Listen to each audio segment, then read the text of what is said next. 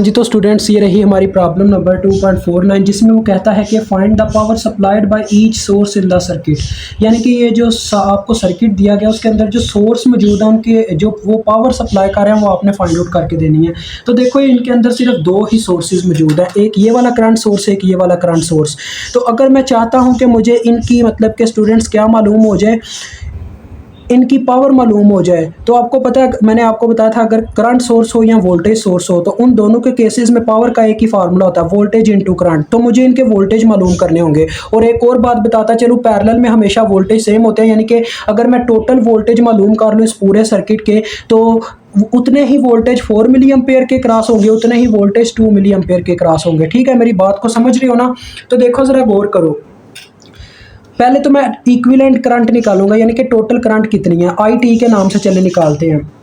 I T is equal to, तो student I T यानी जब मैं टोटल करंट निकालना चाहूँगा तो जो करंट आपकी अपवर्ड जा रही है वो आप पॉजिटिव ले लें और जो डाउनवर्ड जा रही है वो आप नेगेटिव ले लें। ठीक है, ये चीज़ याद रखिएगा, हमेशा आप ऐसे ही कीजिएगा। ये अपवर्ड जा रही है यानी कि ये जा रही है अपर डायरेक्शन में, तो ये हम ले लेंगे पॉजिटिव डायरेक्शन में। ठीक है जी, और इसको ले लेंगे माइनस में, -2 मिली, तो इससे मुझे टोटल करंट मिल जाएगी। I T is equal to 2 milliampere. अब मैंने ऐसा ही क्यों किया, क्योंकि स्टूडेंट जब मैं इसका सर्किट बनाने वाला हूँ ना अलहदा से, मतलब जब सर्किट बनाऊंगा दोबारा से इक्विवेलेंट सर्किट, तो उसमें मैं एरो की डायरेक्शन अपवर्ड रखूंगा। तो जो आप वहां पे एरो की डायरेक्शन रखना चाहते हो वही आपको यहाँ पे उसी लिहाज से साइन लेने पड़ेंगे। अगर मैं वहां पे डाउनवर्ड डायरेक्शन लेना चाहता करंट की तो फिर मैं इसको नेगेटिव रखता, इसको पॉजिटिव रखता। समझ रहे हो मेरी बात को? आप यही याद रखो कि जो करंट अपवर्ड जा रही है, ऊपर की तरफ जा रही है, उसको हमने प्लस में ले लेना, जो करंट डाउनवर्ड जा रही है उसको नेगेटिव में ले लेना। जितने भी सोर्सेज होते हैं सबका इसी तरह से आपने टोटल करंट ले लेना था। अब ये जो 3 रजिस्टर लगे हुए हैं, ठीक है, ये 3 रजिस्टर ये आपस में क्या है, ये आपस में तीनों के तीनों पैरेलल में है। कैसे जी? ये आपने प्रीवियस वीडियो भी मौजूद थे, लेकिन पता नहीं आप किस किस बच्चे ने देखी है, इसी वजह से मैं एक दफ़ा फिर से आपको यहाँ पे समझाने लगा। ये देखें, ये आ गई हमारी टोटल करंट आई टी कितनी जी, 2 मिली एम्पेयर, और ये आगे तीनों के तीनों इस तरह से रजिस्टर आ गए 1 किलो ओम। क्योंकि अगर मैं टोटल वोल्टेज निकालना चाहता हूँ तो मुझे total resistance multiply by total current करना होगा, इतना तो आप जानते ही हैं ओहम्स लॉ के अकॉर्डिंग। ठीक है जी, तो 2 किलो ओम और ये आ गया लास्ट में 5 किलो ओम।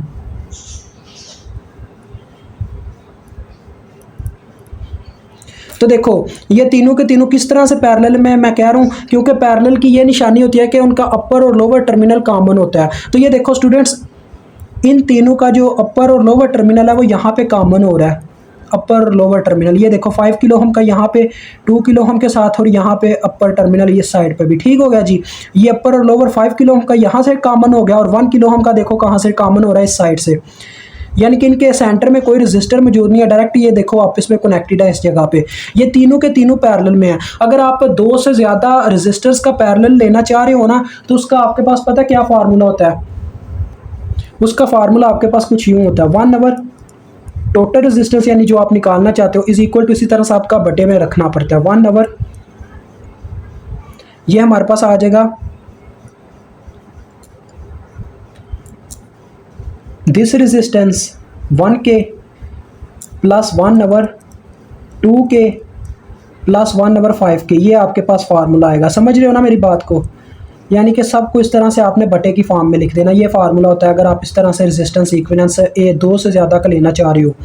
तो अब आप इसको कैलकुलेटर पे ही डायरेक्ट फाइंड आउट कर लो। 1 ओवर आर टी किसके इक्वल आ गया जी, इज इक्वल टू, ये तो डायरेक्ट ही ऊपर किलो मिली वैसे बन रहा है, तो इसको कैलकुलेट करके देखते हैं। इनका देखो यार, वैसे ही एलसीएम लेते हैं। देखो 5 और 2 का 10 एलसीएम आ जाएगा, इसका आ जाएगा टोटल 10 किलो ओम एलसीएम।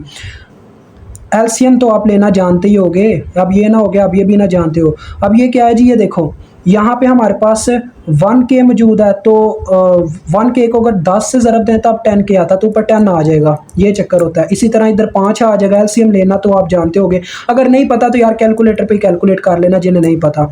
ये 17 आ रहा है, 17/10, तो 1 over R T is equal to 17/10 kilo. अब यहाँ पे आप जब आर टी की वैल्यू लेना चाह रहे होगे तो क्या आ जाएगी, देखो बटा दोनों साइड से उलट जाएगा, यानी कि अगर मैं इस साइड से बटा उल्टाना चाहूँ इसी साइड से भी बटा उल्ट जाएगा, यानी कि 10 के ऊपर आ जाएगा और अपना 17 नीचे चला जाएगा। तो ये आपके पास टोटल रेजिस्टेंस आ गई। अब आप देखें आपके पास लास्ट में क्या सर्किट बना, ये सर्किट बना। 2 मिली एम्पेयर, और ये टोटल रेजिस्टेंस आ गई RT कितनी है जी हमारे पास 10/17 साथ में K, ये RT है और ये अपने पास IT है। तो चलें अब टोटल वोल्टेज निकाल लें, VT is equal to IT multiply by RT, यही फार्मूला बनेगा ना ओहम्स लॉ के मुताबिक।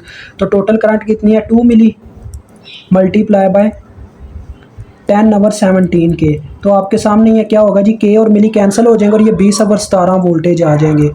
VT हमारे पास आ रहा है 20/17, तो ये मैं डिवाइड करके देख ही लेता हूँ कितना बनता है। 1.176 आपके पास वोल्टेज आ गए। ठीक है जी, इतने वोल्ट आ गए। अब हमने मालूम करनी थी मेन इनकी एकरास जो पावर इनको मिल रही है इन सोर्सेज को, तो वो कैसे मालूम करते हैं ज़रा गौर से देखिएगा। पहले नंबर पे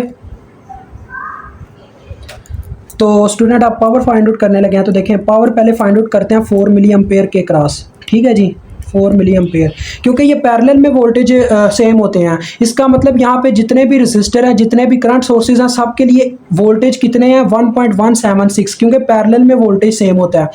तो आप कह सकते हो 4 मिली एम्पेयर के क्रॉस भी इतने ही वोल्टेज है, 1 किलो ओम के क्रॉस भी इतने हैं, 2 किलो ओम के क्रॉस भी इतने हैं, वोल्टेज सेम है।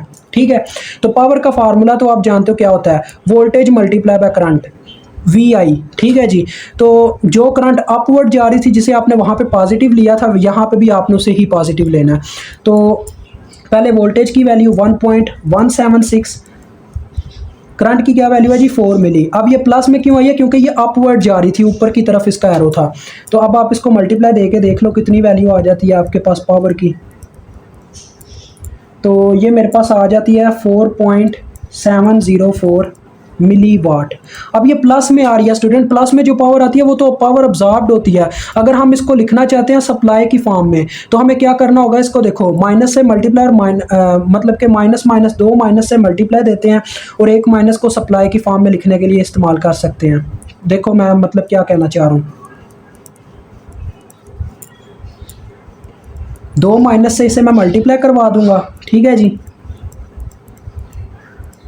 एक माइनस इसे सप्लाई की फॉर्म में लिखने के लिए अब्जॉर्ब हो जाएगा, जैसे आगे हम करते आ रहे हैं प्रीवियस क्वेश्चंस में।